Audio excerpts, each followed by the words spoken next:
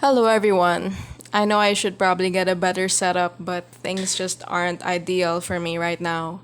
So, as promised, I thought I would make a video on doubles or duplicates, which is basically when people buy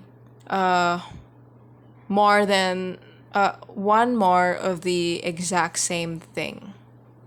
And I'm stressing that because I really want to narrow down that definition because I know there are collectors that, let's say, they'll collect more than one version of the same character. Or here in like TVC, they do a lot of re releases. So it's like collectors will buy one of the original and then one of the re release. But that's not what I'm talking about. I'm talking about this right here in front of you on the screen, which is basically more than one of the exact same thing released at the exact same time.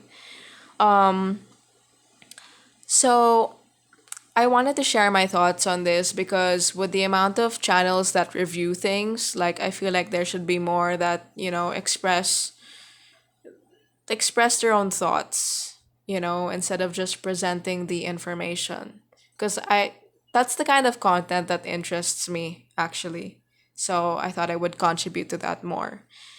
Anyway, my personal thoughts on it is I'm generally not a fan of people who do this, which is kind of ironic given that I just did it, clearly. I bought two Star Killers, two identical Star Killers. But first, I'll share why I'm not a fan. I'm not a fan because I actually wanted a Star Killer for a long time, maybe like a couple of years. But because I'm more of a I'm more of a Black Series collector. I'm not really into TVC. I didn't really like.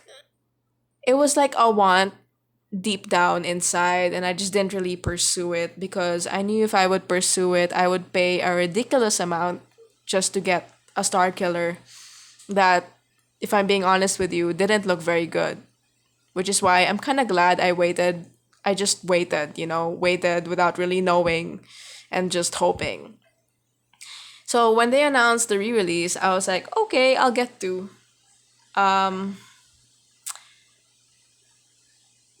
But even though I did this, I would say I'm still not a fan of people who do this like on the regular. I've seen collection tours of people who like they'll buy one to keep in the box and then they'll buy another one to open to pose, play, display, take photographs of, And I just think for every piece that has a double in someone's collection, it could have went to another person who, let's say, really wanted that thing, even though, like, regardless of the demand or the popularity, like, you know.